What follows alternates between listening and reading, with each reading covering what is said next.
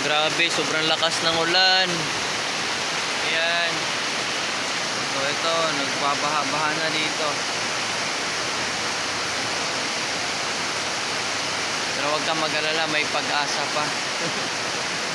Ayan oh, grabe, sobrang lakas.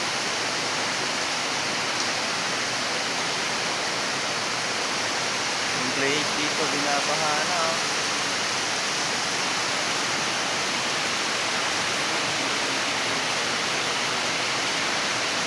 Right now, stay muna tayo kasi lalabas tayo dyan, mababasa tayo. So we just need to stay here inside. So hopefully this year, no?